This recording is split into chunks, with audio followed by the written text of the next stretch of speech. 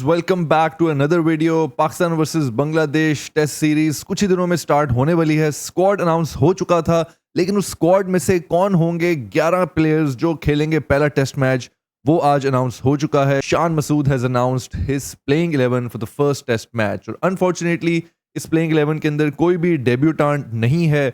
और उसके साथ साथ पाकिस्तान टीम जो है वो 4 फास्ट बॉलर्स के साथ इस फर्स्ट टेस्ट मैच में जा रही है। And once again there is no specialist spinner. This is a mystery squad because mystery spinner Abrar Ahmed को फिर से इंक्लूड नहीं किया गया प्लेइंग 11 में। स्क्वाड में वो मौजूद हैं, तो आए हम तबसरा करते हैं ये जो प्लेइंग 11 अनाउंस की है शान मसूद ने ahead of the first test match against Bangladesh. What are the pros, what are the cons? तो दिस इज द प्लेइंग 11 जो अनाउंस हो चुकी है। And to no surprise Abdullah Shafique will be opening. हमने पिछली वीडियोस में डिस्कस किया था कि यार क्या जो हुरैरा हैं उनको मौका मिलेगा ओपन करने के लिए एज अ डेब्यूटांट, बट किसी भी डेब्यूटांट को मौका नहीं मिला है। और हमने तब भी यही डिस्कस किया था कि फर्स्ट टेस्ट मैच में जनरली जो सीरीज़ की होती है उसमें डेब्यूटांट्स को मौका नहीं दिया जाता है, और इसीलिए साइम अयूब जो हैं वो फर्स्ट चॉइस रहे हैं इस फर्स्ट टेस्ट मैच में to open with Abdullah Shafique, जिनका हमें पता है कि यार बड़े प्रॉमिसिंग हैं और ऐसा लगता है कि ऑल फॉर्मेट प्लेयर हैं। एटलीस्ट डोमेस्टिक लेवल में उन्होंने ये प्रूव किया है, कायद-ए-आज़म ट्रॉफी में centuries, double centuries, and then T20 में हमें पता है कि एक बड़े एक्सप्लोसिव प्लेयर हैं। तो डेब्यू किया था इन्होंने ऑस्ट्रेलिया के अगेंस्ट, जो कि थोड़ा जिटरी था, बट वी नो कि ही हैज़ द कैपेबिलिटी। और इसी पे अगर मैं थोड़ी सी और बात करूं कि मुझे ऐसे लगता है कि जितने भी पाकिस्तान के स्पेशली बैट्समैन डेब्यूटांट्स होते हैं ना, उनका जो डेब्यू है ना वो होम ग्राउंड में होना चाहिए, और उससे उनको काफ़ी कॉन्फिडेंस मिलता है, जिसकी वजह से मुझे ऐसा लगता है कि फिर ओवरसीज़ जाकर ऑस्ट्रेलिया, इंग्लैंड, साउथ अफ्रीका जैसी कंडीशन में जाकर मे बी वो बेहतर परफॉर्म कर सकते हैं। तो जिस तरह साइम अयूब को डेब्यू का मौका मिला था ऑस्ट्रेलिया में, ठीक है एक्सपेक्टेशंस होती हैं परफॉर्म करना चाहिए, बट मुझे ऐसा लगता है कॉन्फिडेंस देने के लिए होम ग्राउंड से, होम कंडीशन से स्टार्ट किया जाए डेब्यूटांट्स को, तो वो ज़्यादा बेहतर है। और बॉलर्स के लिए मैं समझूंगा कि उल्टा है। फॉर एग्जांपल अगर हमारे फास्ट बॉलर्स हैं, स्पेशली अगर ऑस्ट्रेलिया, साउथ अफ्रीका, इंग्लैंड में उनको डेब्यू का मौका मिल रहा है, वो अच्छी बात है। मैं ये समझूंगा कि rather than home ground conditions में, ऐसी कंडीशंस में उनको मौका दिया जाए, क्योंकि हमें जनरली पता है कि हमारी पिचेस किस तरह की होती हैं सब कॉन्टिनेंट की, स्पेशली पाकिस्तान की। बट पिचेस में भी ट्विस्ट है इस सीरीज़ में, उस पर हम ज़रा थोड़ा एंड में बात करेंगे। तो अब हम आते हैं अपने अगले बैट्समैन पे, प्लेयर पे, जो कि शान मसूद हैं। कैप्टन वी नो 1 डाउन आएंगे, 2 डाउन बाबर आजम आएंगे।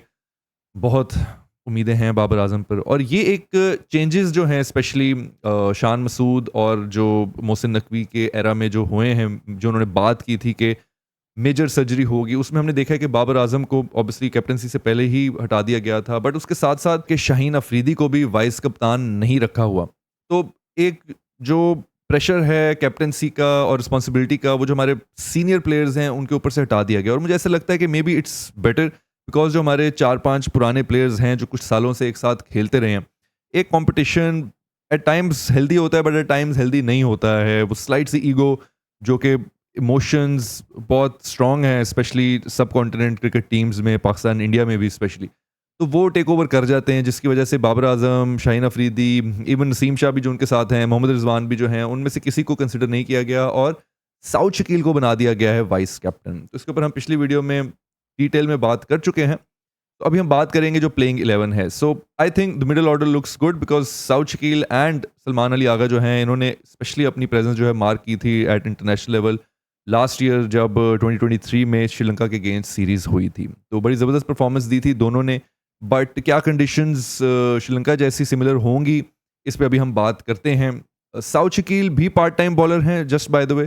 सलमान अली आगा भी we know part time bowler हैं, एंड साइम अयूब भी पार्ट टाइम बॉलर हैं। तीनों स्पिनर्स हैं पार्ट टाइम।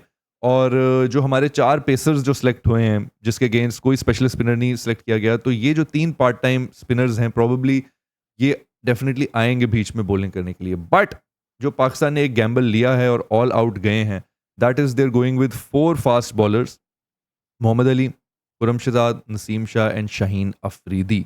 कोई स्पेशलिस्ट स्पिनर नहीं है, अबरार अहमद को इंक्लूड नहीं किया गया। बहुत से लोगों के मिक्स्ड व्यूज़ हैं इस बारे में, और मेरा ख्याल है इस पर मैं थोड़ी सी क्लैरिटी देना चाहूँगा। और उसकी वजह यह है कि जो पिचेस की रिपोर्ट अभी मिली है, वो ये है कि हमने ग्रीन टॉप पिचेस तैयार की हैं, एंड आई डोंट नो कितने अरसे बाद इस तरह की पिचेस जो हैं वो पाकिस्तान होम ग्राउंड पर देखने को मिलेंगी। I am very excited actually, but that's the reason why कि फास्ट बॉलर्स के साथ गए, क्योंकि जो ग्रीन टॉप पिचेस होती हैं, ग्रीन विकेट जो होती है, वो फास्ट बॉलर्स को हेल्प करती है। उसमें बाउंस ज़्यादा है, उसमें स्विंग ज़्यादा है, बॉल स्किड करता है।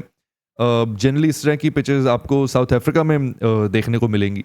तो स्पिनर से कंपेयर्ड फास्ट बॉलर का काम ज़्यादा होगा। आप बांग्लादेश की भी टीम देखेंगे, शायद एक स्पेशलिस्ट स्पिनर खिला दें, बट चांसेस हैं कि वो भी अपने ऑल आउट अटैक पे जाएंगे फास्ट बॉलर्स के साथ, और ये गैम्बल है। And Pakistan team is actually going for the किल। ये एक स्ट्रेटेजिक मूव है, इसके पीछे रीजंस हैं, इसके पीछे टीम वर्किंग है। तो बजाय इसके कि सब कहें कि कब पाकिस्तान जो है स्पेशलिस्ट स्पिनर खिलाएगा, बरार को मौका देगा, जब विकेट आएगी ऐसी, अगर पिंडी में ही सारे मैचेस हैं, तो अगर पिंडी में ऐसी पिचेस हैं, तो शायद हमें अबरार अहमद ना देखने को मिले इस सीरीज़ के अंदर। तो ये एक चीज़ है जो पाकिस्तानी फैंस को ऑलरेडी अपने आप को समझा लेनी चाहिए, एक्सेप्ट कर लेनी चाहिए, बिकॉज कंडीशंस के हिसाब से, स्ट्रेटजी के हिसाब से, टीम के हिसाब से पाकिस्तान ने ये डिसीजन लिया है, तो हमें उसको सपोर्ट करना है। And I am actually very excited because बहुत अरसे बाद इस तरह की पिचेस देखने को मिलेंगी। एंड पाकिस्तानी बॉलर्स जो हैं, I am very very very sure बहुत टफ टाइम देंगे बांग्लादेश के बैट्समैन को। उल्टा भी हो सकता है, पाकिस्तान के लिए भी टफ टाइम होगा,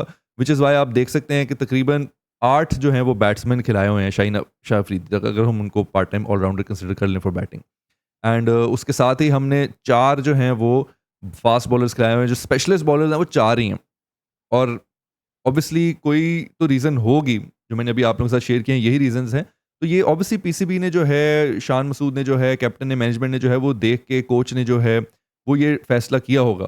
वो ऑब्वियसली इतने आउट ऑफ देयर माइंड नहीं हो सकते कि यार टेस्ट मैच में फास्ट बॉलर्स से ही कराए जाए। नो डाउट हमारे फास्ट बॉलर्स फिट इनफ हैं, लेकिन इतना रगड़ा फास्ट बॉलर्स कोई रीज़न होगा उसके अंदर, because they are going for the kill and they are hoping कि फास्ट बॉलर्स जो है वो जल्दी मैच एंड कर सकते हैं और करेंगे। They are hoping that because of the wicket जो बना दी गई है। तो this was my take on the playing 11 जो सिलेक्ट की है शान मसूद और Pakistan head coach Jason Gillespie ने एंड पाकिस्तान मैनेजमेंट ने। मैं सॉर्ट ऑफ समझता हूं कि ये एक ब्रेव मूव है, एक स्ट्रेटेजिक मूव है, और एग्रेसिवली एज ऑलवेज, जैसे हमें पता है शान मसूद जरा एक एग्रेसिव स्टाइल के कैप्टन हैं, तो ऐसे लग रहा है कि एग्रेसिव आ रहे हैं, ऑल आउट आ रहे हैं, they are going for the kill and they want to win the series. Possibly whitewash की तरफ भी जाएंगे।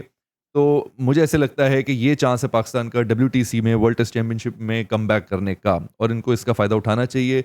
But that being said, Bangladesh को हल्के में नहीं लेना। हमें पता है उन्होंने अपने होम ग्राउंड पे न्यूजीलैंड को बहुत टफ टाइम दिया था, टेस्ट मैच भी रहा था। So anything can happen, but I am hopeful इंशाल्लाह Pakistan with their strategy, with their new think tanks and their new coach and their new captain relatively अच्छा परफॉर्म करेगी, जीतेगी। So best of luck team Pakistan. I can't wait for the test matches to start. And that's it for today. I will see you guys in the next one. तब तक के लिए अल्लाह हाफिज।